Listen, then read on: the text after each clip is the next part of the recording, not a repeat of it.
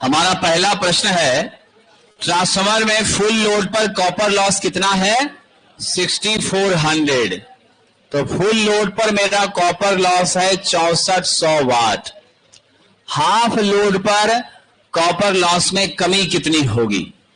तो हम लोग यहां देख लेते हैं, पीसीयू हाफ लोड पर हमें क्या मिलेगी? हाफ लोड पर मिलेगी 1/2 का स्क्वायर इंटू 6400।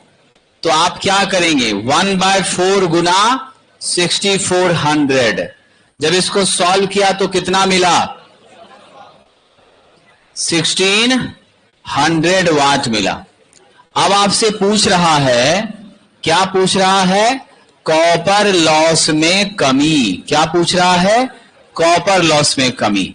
तो हम 6400 में से किसको घटा देंगे? 1600 को। कितना मिल जाएगा? 4800। तो आपका राइट आंसर क्या हो जाएगा? 4800। क्योंकि क्वेश्चन ने पूछा है हाफ लॉस, हाफ लोड होने पर कॉपर लॉस कितना होगा, ये नहीं पूछा है। इसने पूछा है हाफ लोड पर कॉपर लॉस में कमी कितनी आएगी। तो जब हाफ लोड कर देंगे तो पहले जितना लॉस हो रहा था उसमें से 4800 की कमी आएगी। अब मिलेगा हमको 1600। इसने मिलेगा क्या नहीं पूछा, इसने कमी पूछा, इसीलिए हमने घटाया है और आंसर 4800 हमारा होगा।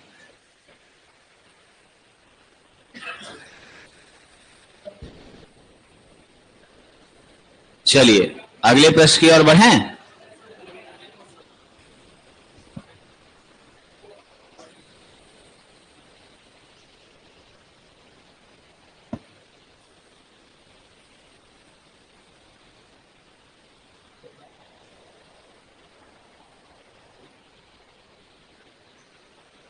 चलिए अगला क्वेश्चन, जिस सर्किट ब्रेकर में कोई सर्विसेबल मेंटेनेंस करने लायक कोई पुर्जा नहीं होता, अगर एक बार खराब हो गया तो नया ही बदल के हमको लगाना पड़ता है, वो सर्किट ब्रेकर आपकी कौन सी है? एमसीबी है। 0.5 एम्पियर से लेकर के 63 एम्पियर स्टैंडर्ड 60 लिया जाता है।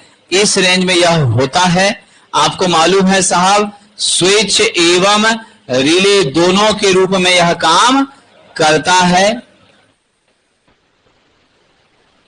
घरेलू पर्पस में हम इसका प्रयोग करते हैं। ऑपरेटिंग टाइम मालूम है कितना होता है?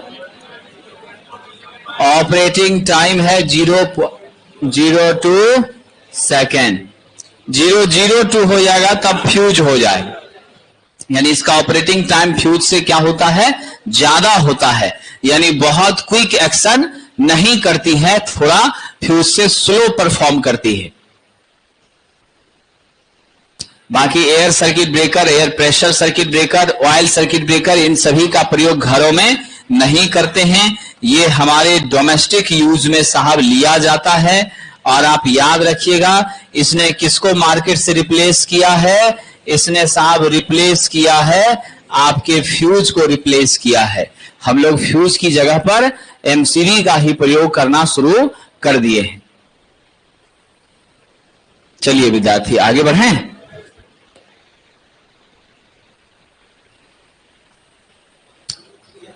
किसी 3 फेज ट्रांसफार्मर में टर्सरी वाइंडिंग उपलब्ध कराने का मुख्य उद्देश्य क्या है?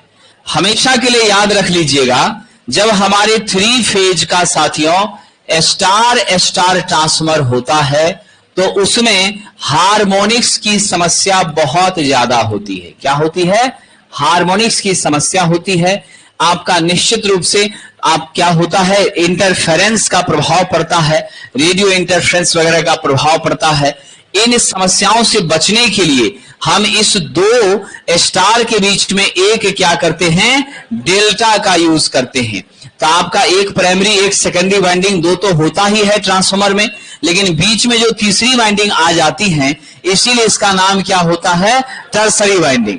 और ये जो टर्सरी वाइंडिंग आती है तो यह या तो फायदा पहुंचाएगी या नुकसान करेगी। तो फायदा क्या पहुंचाती है? तो मेरे स्टार स्टार कॉन्फ़िगरेशन ट्रांसफार्मर में जो हार्मोनिक्स का दुष्प्रभाव था उसको बिल्कुल खत्म करने का काम करती है। और आप याद रखिएगा, डेल्टा डेल्टा ट्रांसफार्मर में कभी टर्सरी की जरूरत नहीं पड़ती, क्योंकि डेल्टा डेल्टा ऑलरेडी हार्मोनिक्स को नील कर देता है, हार्मोनिक्स का कोई प्रभाव उस पर नहीं पड़ता है साहब। तो यानी स्पष्ट सी बात है, क्या होगा जवाब? वोल्टेज में हार्मोनिक्स को दूर करना और अनबैलेंस स्थिति से हमारे ट्रांसफार्मर को बचाना, बैलेंस्ड वोल्टेज को व्यवस्थित करने का काम करना, यह उद्देश्य होता है साथियों किसका? टर्सरी वाइंडिंग का। यानी आपके अनस्टेबल वोल्टेज को क्या करता है? खत्म करता। अस्थिर करने का मतलब क्या है? अनस्टेबल वोल्टेज को खत्म करना, स्टेबल वोल्टेज को बढ़ाना, यानी संतुलित वोल्टेज हमारी यहां पर मेंटेन रहती हैं और हम अच्छे से परफॉर्म कर पाते हैं। ऐसे नॉर्मली हम लोग स्टार स्टार ट्रांसफार्मर का यूज करते भी नहीं है, रेयरेस्ट यूज होता है।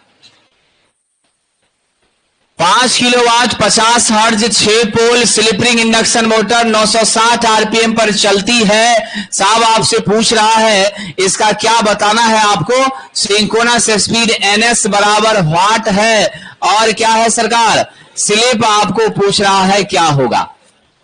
विद्वानों आप सब एनएस के बारे में जानते हैं, 120 F/P होता है। आपके पास F50 दिया है, 120 गुना 50 बटा 8 6, तो 6 पोल है तो बटा 6 कर दीजिए, कितना हो गया?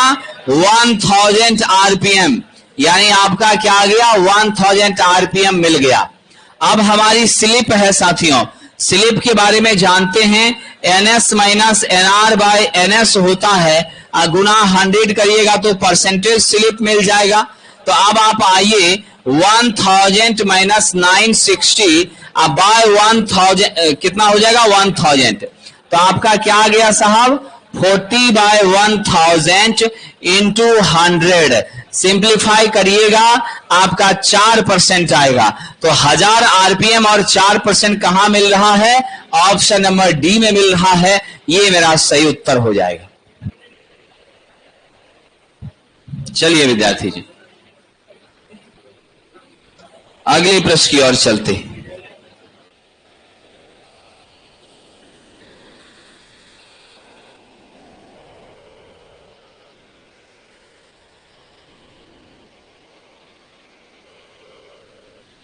विद्यार्थी सब कॉपी पर लिखा कीजिए, पुर्जा पर मत लिखिए, समझ गए?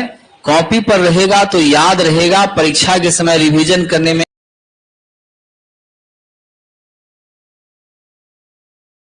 अच्छा रहेगा। पुर्जा तो रास्ता में जाते जाते झालमुड़ी खाते खाते फेंका जाएगा, है कि नहीं? चलिए आइए आगे बढ़ जाते हैं। एक 3 फेज इंडक्शन मोटर अधिकतम निर्धारित बलागुण विकसित करने वाले एक भार पर प्रचालित हो रही है। यानी हमने लोड को कांस्टेंट रखा है और मैक्सिमम टॉर्क की स्थिति पैदा कर रहे हैं। क्या होता है जब मोटर के परिचालन के दौरान बाहरी मेंस विद्युत में से एक फेज आपकी क्या होती है? बाधित हो जाती है। यानी आपका कैसा प्रॉब्लम आ गया साहब? सिंगल फेजिंग की समस्या आ गई। क्या हो गई?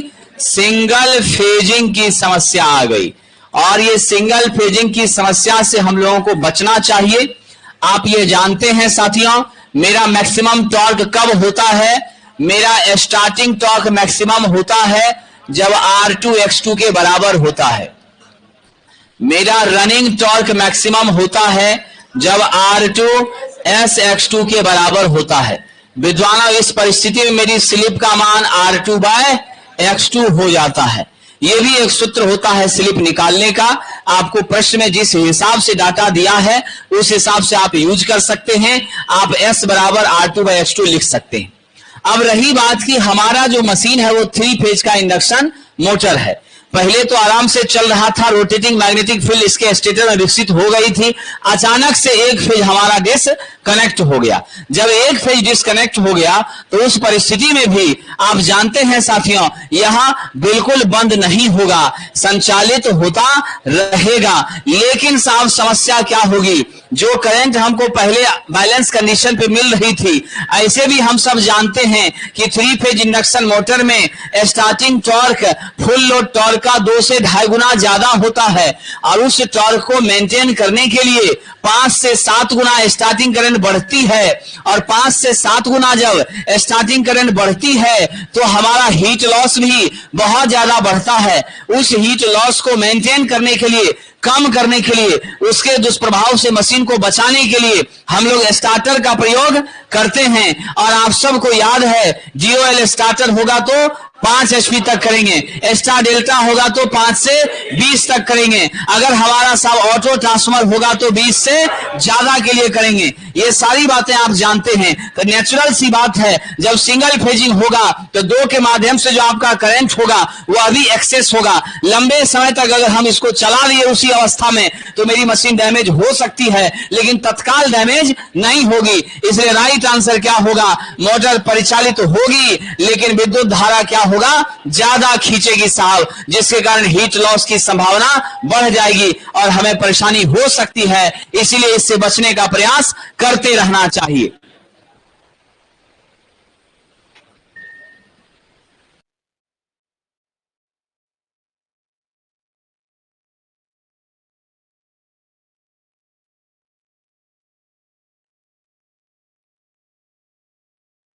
सीखने का मौका मिलता है, कुछ आपको सिखा लेते हैं, कुछ आपसे सीख लेते हैं।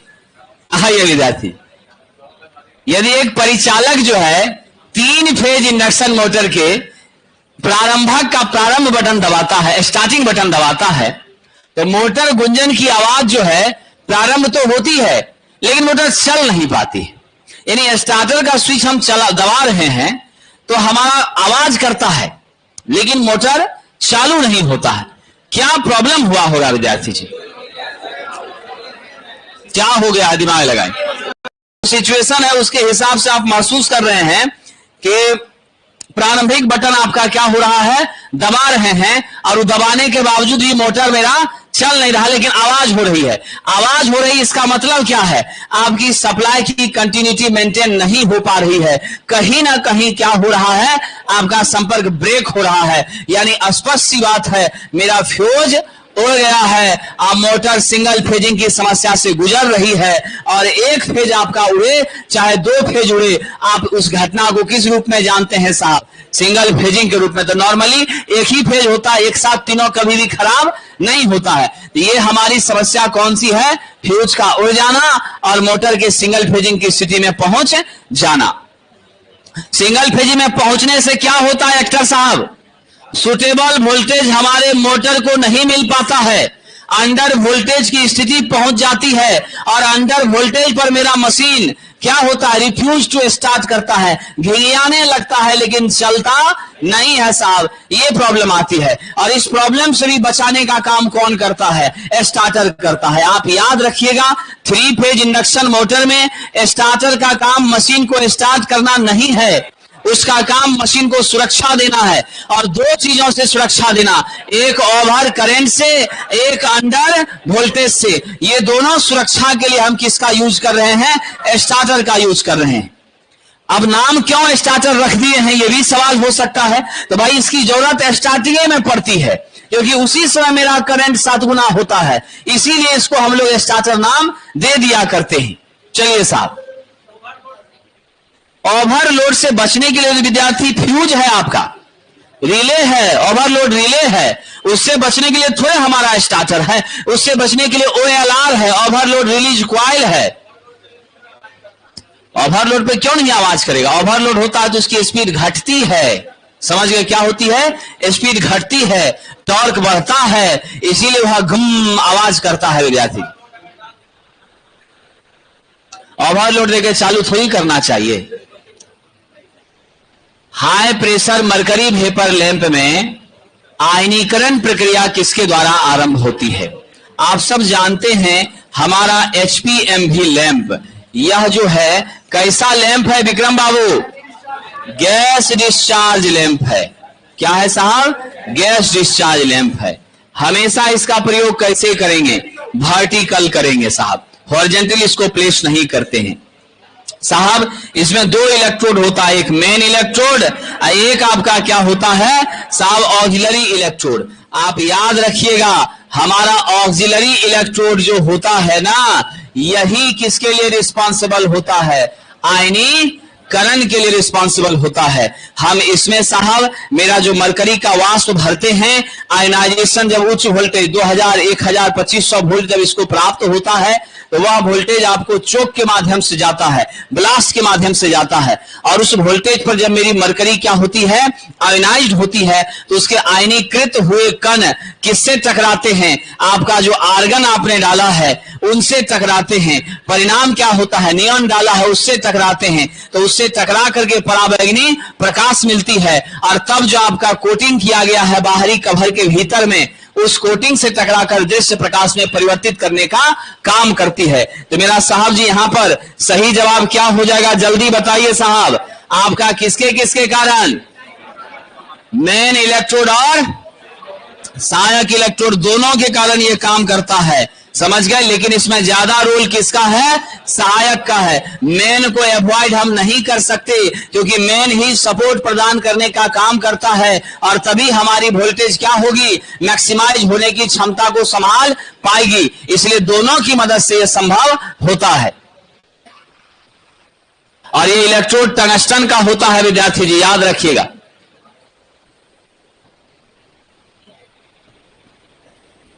किसी कुंडली का वह हिस्सा जो एक स्लॉट में रहता है उसे क्या कहते हैं विद्यार्थी, जल्दी दिमाग लगाइए।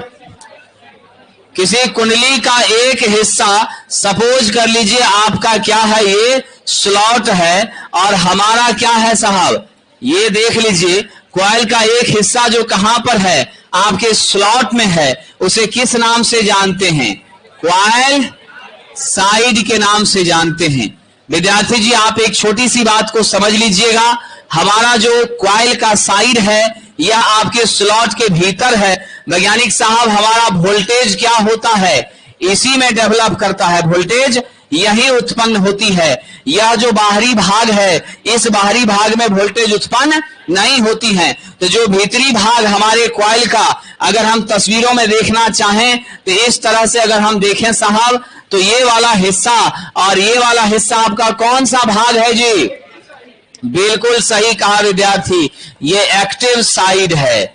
और ये वाला हिस्सा क्या है, पैसिव, या समझिए तो इनएक्टिव साइड है। यह सपोर्ट प्रदान करने के लिए है। मेरी वोल्टेज कहां हमको मिलती है, एक्टिव साइड में मिलती है। ये भीतर रहता है, ये वाला भाग क्या रहता है, बाहर रहता है, उसको भीतर अटैच करके रखने में मदद करने का काम करता है। ये ध्यान रखिएगा। क्या हो गया, नीचे भी आपका क्या हो गया, ये भी आपका पैसिव हो गया, खाली इतना और इतना, यही दोनों क्या है, एक्टिव है। ऊपर भी पैसिव, ऊपर नीचे भी पैसिव है। जो अंदर में रहेगा, जो आपको देखने पर दिखेगा नहीं, वो हिस्सा कौन सा है, एक्टिव है। अब जो आपको दिख रहा है वो क्या है, पैसिव है। आमतौर पर ऑप्टिकल, तस्वीर इन्होंने नहीं लगाया, आमतौर पर ऑप्टिकल फाइबर केबल बनाने के लिए कौन सी सामग्री का इस्तेमाल होगा, तो साफ ट्रांसपेरेंट प्लास्टिक का इस्तेमाल होगा। और ये ऑप्टिकल फाइबर केबल का काम हम लोग कहां करते हैं, टेली कम्युनिकेशन में करते हैं साहब, समझ गए, डाटा संचार में करते हैं। याद रखिएगा किसमें करते हैं, डाटा संचार में करते हैं। आपका जो ऑप्टिकल फाइबर है किस सिद्धांत पे काम करता है, टोटल इंटरनल रिफ्लेक्शन के सिद्धांत पर साहब काम करता है। किसने इसका आविष्कार किया था, नरेंद्र कपानी ने क्या किया था साहब, इसका आविष्कार किया था। ये याद रखिएगा विद्यार्थी। पूरे दुनिया में सबसे ज्यादा ऑप्टिकल फाइबर का नेटवर्क किस कंपनी का है, बताइए विद्यार्थी, रिलायंस का है, समझ गए। समुद्र के नीचे बिछाया हुआ है, पूरी दुनिया में सबसे बड़ा है, तभी ये सैटेलाइट कम्युनिकेशन सबसे जबरदस्त कर पाता है, समझ गए। आगे बढ़े साहब जी। डैश के मामले में, या आइए साहब, डैश के मामले में विशेष प्रकार के सॉकेट और प्लग हमको लगाने पड़ते हैं साहब। आप याद रखिएगा किसमें साहब, रिंगमैन सिस्टम में। एक बात याद रखिएगा, यहां सॉकेट क्या होता है, फिक्स होता है, और प्लग आपका क्या होता है विद्यार्थी जी, ध्यान रखिएगा, प्लग आपका क्या होता है, वेरिएबल होता है।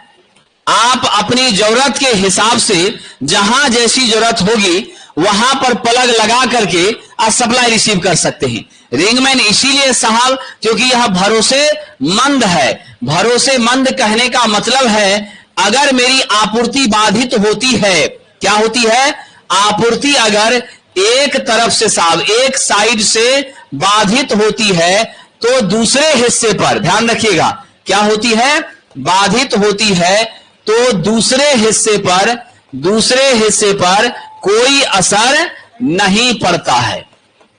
समझ गए, कोई असर नहीं होता है। इस लेकर के यह हमारे लिए सही मानी जाती है। और हम लोगों को सॉकेट को तो हम लोग बार बार चेंज नहीं कर सकते हैं, वहां सॉकेट है, वहां सॉकेट है, वहां सॉकेट है। अब आपको मान लीजिए उसी जगह आयरन करना है कपड़ा में तो वहीं प्लग लगा दीजिए, आपको यहीं यूज करना है यहीं प्लग लगा दीजिए। तो हम एप्लीकेशंस क्या कर सकते हैं, अलग अलग जगहों पर कर सकते हैं, जो कि हमारा वेरिएबल होगा, अस्थायी होगा, और मेरा सॉकेट क्या होना चाहिए, फिक्स रहना चाहिए।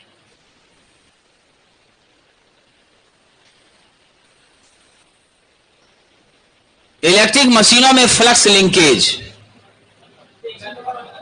फिगर दूसरे जगह का यहां डाल दिया है, ठीक है, आर्टिफिशियल हार्ट के बारे में है।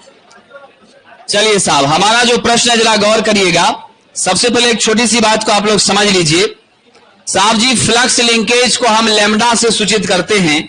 यह होता है कुल उत्पन्न फ्लक्स, क्या होता है, कुल उत्पन्न फ्लक्स, अब बटा आपका क्या होता है, यूजफुल फ्लक्स। अब आप जानते हैं बहुत होगा तो क्या होगा, जितना उत्पन्न होगा सब यूज कर लेंगे, बहुत होगा तो क्या होगा, जितना उत्पन्न होगा सब यूज कर लेंगे, लेकिन वो आइडियल सिस्टम होगा, नॉर्मली संभव नहीं है। इसका मान सदैव क्या होता है, ज्यादा होता है।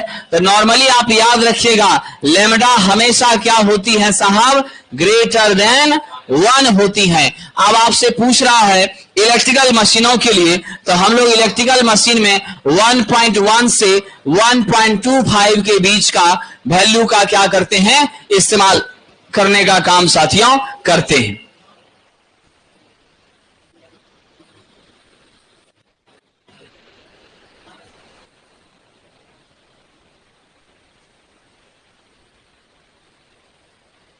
चलिए आगे बढ़े विद्यार्थी। यहां जो तस्वीर है आपका ये नॉर्मल हार्ट है, हम सभी लोगों के पास यही है, लेकिन जब विषम परिस्थिति आती है तब जाके क्या होता है, आर्टिफिशियल हार्ट लगाना पड़ता है। यह आर्टिफिशियल पंप है विद्यार्थी जी, लगभग उसी तरह से इसको सेट किया गया है। और आप जानते हैं यही वाल्व फैलता सिकुड़ता है, हमारी धड़कनें चलती हैं, सांस लेते हैं, फिर आपका हार्ट विधुर का क्या करता है साहब, निश्चित रूप से प्यूरिफिकेशन और संक्रमण कराने में, उसको संचालित कराने में महत्वपूर्ण भूमिका निभाता है। इस स्थिति में बड़ा दुख का ये स्थिति होता है, आदमी जिंदा तो रहता है लेकिन कब तक है इसकी कोई गारंटी नहीं रहती है, ठीक है। तो अब ये कह रहा है साहब हमारे आर्टिफिशियल हार्ट के पंप में या बायोमेडिकल उपकरण में, ऐसा उपकरण जो मेडिकल इंस्ट्रूमेंट के संचालन के लिए इस्तेमाल होगा, ऐसी मोटरें, ठीक है, जो हमारे जीवन के साथ जुड़ी हुई हैं, उसका इस्तेमाल करते हैं। वहां पर कौन सा मोटर आप लगाते हैं, कौन सा मोटर होगा विद्यार्थी, ब्रशलेस डीसी मोटर। कौन सा मोटर होगा विद्यार्थी, ब्रशलेस डीसी मोटर होगा। यह ध्यान रखिएगा, इसी का हम लोग विशेष रूप से प्रयोग करते हैं ताकि मेंटेनेंस ज्यादा करना ना पड़े विद्यार्थी जी, साइज छोटा रहता है। आगे कह रहा सिंगल फेज में वोल्टेज 120 वोल्ट दिया गया है, फ्रीक्वेंसी कितना दिया गया है, 50, फ्रीक्वेंसी 50 हर्ट्ज दे दिया गया है। मेरी करंट आपकी कितनी है, 5 एम्पियर है। पीएफ आपका कितना है, cos फाई बराबर 65%, इसको क्या लिखेंगे, 0.65 लिखेंगे। आपसे सक्रिय शक्ति कहता है P बराबर VI cos फाई जानते हैं, V आपका 120 है, I आपका 5 है, cos फाई 0.65 है, मल्टीप्लाई कर दीजिए साहब, 390 वाट आ रहा है। यही मेरा क्या है साथियों, एक्टिव पावर है। आप जानते हैं जो पावर एक्चुअली हमारे सर्किट में खर्च होती है, खास करके रेजिस्टेंस के सापेक्ष, उसी को क्या कहते हैं, एक्टिव पावर कहते हैं। और एक्टिव पावर का ऐसा यूनिट क्या होता है, वाट होता है। जो एक्सएल एक्ससी के सापेक्ष खर्च होती है, रिएक्टिव पावर कहते हैं, उसका ऐसा unit volt ampere reactive VAR होता है। और जो टोटल पावर, आभासी पावर V और I का प्रोडक्ट होती है, उसका मात्रा क्या होता है विद्यार्थी, वोल्ट एम्पियर होता है। क्या होता है, वोल्ट एम्पियर VA होता है। चलिए सरकार आगे बढ़ें। अब आइए अगले प्रश्न की ओर चलते। अगला प्रश्न है, 1000 आरपीएम की गति से संचालित होने पर प्रति फेज 2000 वोल्ट यानी E1 का मान हो गया 2000 वोल्ट। उसके बाद साहब जी आपके पास क्या कह रहा है, हमारी स्पीड N1 का मान क्या हो गया, 1000 आरपीएम। फिर कह रहा है साहब N2 मेरा 2000 आरपीएम हो जाए तो आप हमको E2 बताइए कितना होगा। साहब जी आप सब इस बात को जानते हैं कि हमारी जो अल्टरनेटर है, यहां पर हमारी वोल्टेज स्पीड के क्या होती है साहब, समानुपाती होती है। क्या होती है सरकार, समानुपाती होती है। याद रख लेना, ई एवरेज सदैव समानुपाती N के होता है। जितना बार हमारी क्या होगी, चुंबकीय क्षेत्र मैक्सिमम घूमेगी, उतनी ज्यादा मेरे आर्मेचर के कंडक्टर को कट करेगी, और जितना मैग्नेटिक कटिंग होगा उतना EMF हमारा होगा। इसलिए साहब एवरेज EMF मेरे स्पीड का समानुपाती होती है। क्या रिलेशन लिखिएगा, E1 बटा E2 बराबर N1 बटा साहब N2 लिखिएगा। आपको निकालना E2 है, E2 बराबर कर सकते हैं E1 इंटू N2 बटा साहब N1। जल्दी से वैल्यू रखिए, E1 का क्या है 2000 है, हमारा N2 कितना है साहब, वो भी 2000 है, और नीचे क्या हो गया 1000, यानी टोटल फाइनल मैग्नीट्यूड कितना साहब, 2000 गुना 2 यानी 4000। ऐसे भी आप बिना कैलकुलेट किए भी कर सकते थे। जब दूना हो रहा है तो दूना हो जाएगा, यानी 2000 का 2 गुना 4000 वोल्ट हो जाएगा। ऑप्शन नंबर ए हो जाएगा। तुम ऐसे ही बनाई थी नहीं जी, बिना कलम के वो बच्ची बना ली थी। चलिए आइए आगे बढ़ते हैं।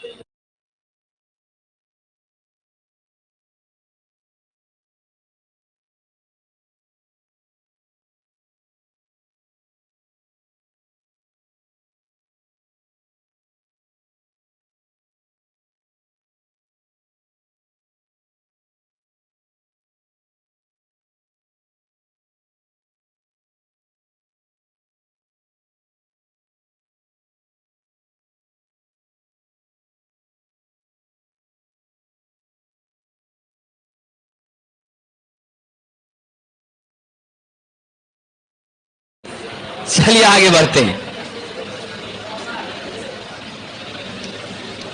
कह रहा है पोल पिच मेरे पास साहब क्या है, पोल पिच मेरे पास क्या है साहब 8 है, और पोल की संख्या क्या है साहब, ये भी 8 है।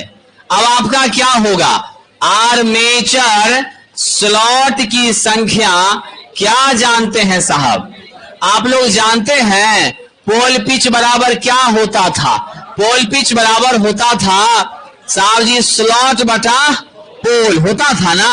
अब स्लॉट निकालेंगे तो पोल गुना पोल पिच नहीं कर देंगे, तो हमारा क्या हो गया, आपका स्लॉट बराबर हो जाएगा पोल पिच गुना आपका पोल, तो मेरा 8 इंटू 8 बराबर 64 हो जाएगा। आंसर देंगे बी नंबर।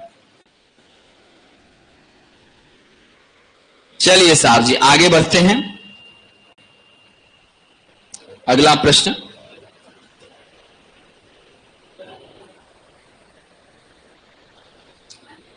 किस वाइंडिंग में कॉइल ओवरलैप करता है, तो बिना कुछ सोचे समझे आप लोगों को याद ही है, तस्वीर से आप पकड़ लेंगे।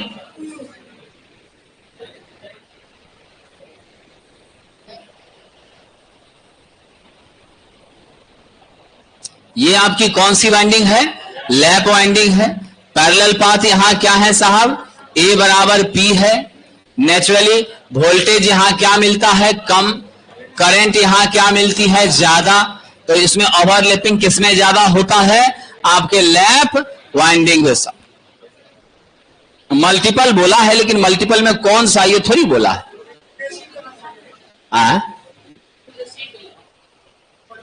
क्या कह रहा है? हाँ, तो पीछे की दिशा में घूम रहा है तो मेरा क्या हो जाएगा? रेट्रोग्रेसिव हो जाएगा, ठीक है कि नहीं? ऑप्शन वो दिया नहीं है, तो हम लैप को रेट्रोग्रेसिव प्रोग्रेसिव दोनों बना ही ना सकते हैं। वेव में आप रेट्रोग्रेसिव प्रोग्रेसिव करिएगा, ओवरलैप तो वहां होगा नहीं, ओवरलैप तो यहीं पर होगा। अगर यहां रहता रेट्रोग्रेसिव लैप तो हम उसको टिक लगाते, लेकिन रेट्रोग्रेसिव लैप यहां लिखा नहीं है। ऐसी परिस्थिति में सिर्फ किसको लेंगे? लैप को लेंगे।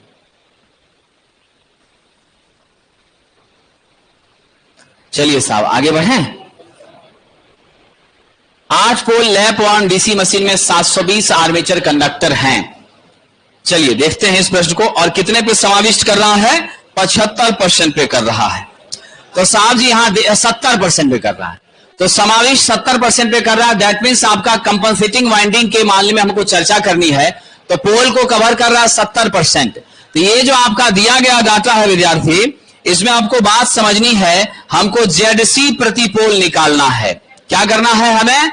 साहब जी कंपनसेटिंग वाइंडिंग के कंडक्टर्स की संख्या प्रति पोल निकालनी है। इसका सूत्र होता है टोटल कंडक्टर बटा ए इंटू पी। ए का मतलब है नंबर ऑफ पैरेलल पाथ गुना नंबर ऑफ पोल, और जेड आपका टोटल क्या है? कंडक्टर की संख्या है। इधर आपका होता है पोल आर्क बटा पोल पिच। क्या होता है? पोल आर्क बटा पोल पिच।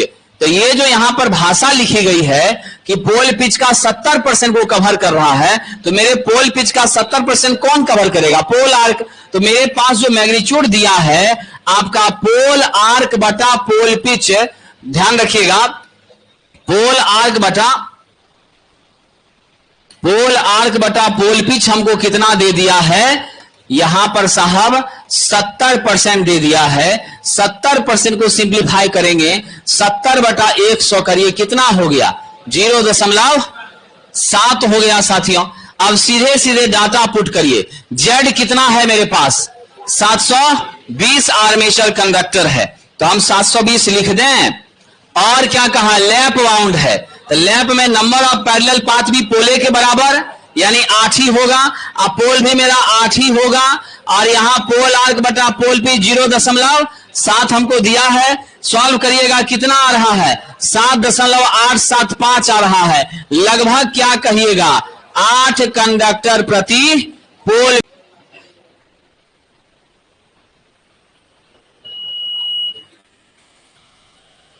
चलिए साहब आगे बढ़ें।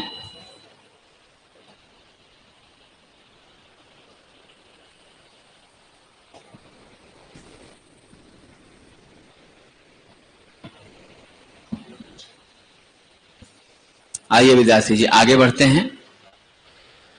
ये सब क्वेश्चन बहुत इंपॉर्टेंट है विद्यार्थी। ये सब क्वेश्चन को आप रटने की इच्छा होगी तो रट लीजिएगा, समझने की इच्छा होगी समझ लीजिएगा, घोर कर पीने की इच्छा होगी तो वो भी कर लीजिएगा, परीक्षा में जरूर टकराएगा।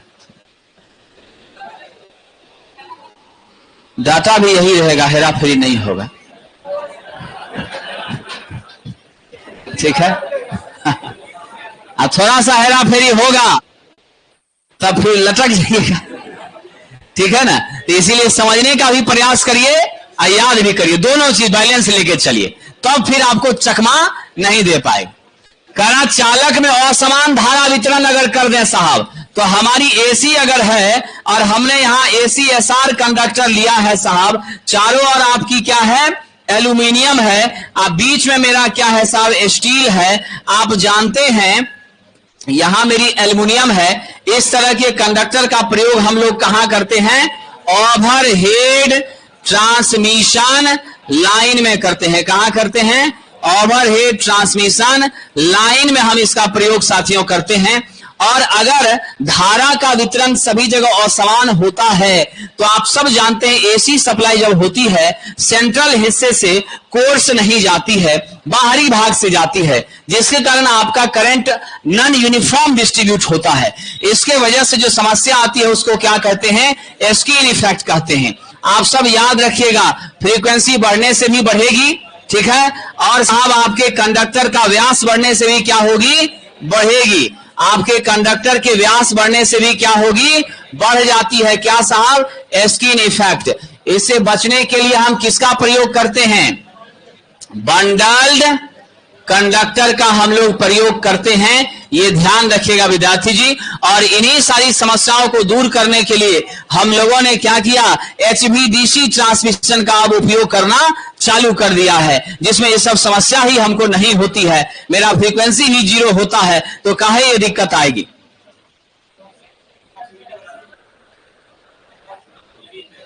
फेरांटी इफेक्ट विद्यार्थी जी आप जानते हैं ये क्या होता है, हमने सेंडिंग एंड से रिसीविंग एंड के वोल्टेज का अधिक हो जाना क्या है, फेरांटी इफेक्ट। अब प्रॉक्सिमिटी इफेक्ट क्या होता है, अपने बगल वाले पर क्या करना साहब, इफेक्ट प्रोड्यूस करना। यानी स्वाभाविक सी बात है, ये प्रॉक्सिमिटी इफेक्ट मतलब क्या है, जल्दी बताइए। बिल्कुल, हमारा जो चुंबकीय क्षेत्र उत्पन्न हो रहा है, समझ गए, एल के बढ़ने के कारण, उसके वजह से जो प्रॉक्सिमिटी मतलब क्या है, प्रॉक्स, नजदीक के भागों में जो इफेक्ट क्रिएट होता है मैग्नेटिक फील्ड के डेवलप करने के कारण, वो चीजें किसमें आती है, प्रॉक्सिमिटी में। प्रॉक्सिमिटी इफेक्ट तब बढ़ती है जब मेरे लाइन का इंडक्टेंस क्या होता है, बढ़ना चालू होता है, तब जाके ये असर हम लोगों को महसूस होती है।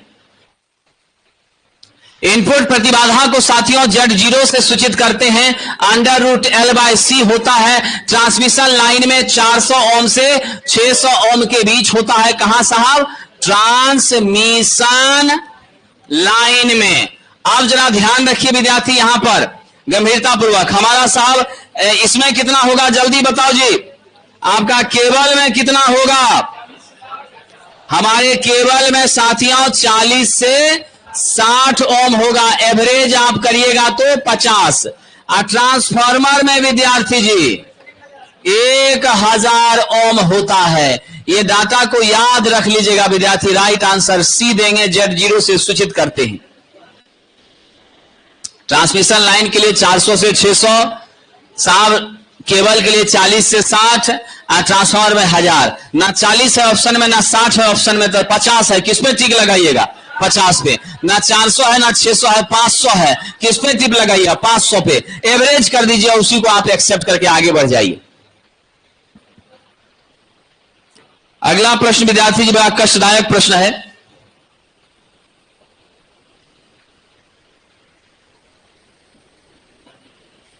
ट्रांसमिशन लाइन सामान्यतः किस वोल्टेज पर चलती है साहब, 11 पर डिस्ट्रीब्यूशन होता है। ये 30 से 66, 30 तो उचित नहीं है, आपका क्या है साहब, 132 से 220, या मेरा 400 के भी हाईएस्ट, भारत में 765 के भी पर हम लोग कर रहे हैं, समझ गए। 11 के भी मेरा क्या है साहब, सेकेंडरी डिस्ट्रीब्यूशन का स्टेज है, ठीक है। 11 से घटा दीजिएगा तब क्या हो जाएगा, ये सब आपका क्या है, 11 से घटा के 230 कर दीजिएगा तो वो क्या है, सेकेंडरी डिस्ट्रीब्यूशन है। प्राइमरी डिस्ट्रीब्यूशन 11 तक है, 33 से 66 क्या है, सेकेंडरी ट्रांसमिशन है। ये सब आपका प्राइमरी ट्रांसमिशन है। बहुत बहुत धन्यवाद विद्यार्थी जी।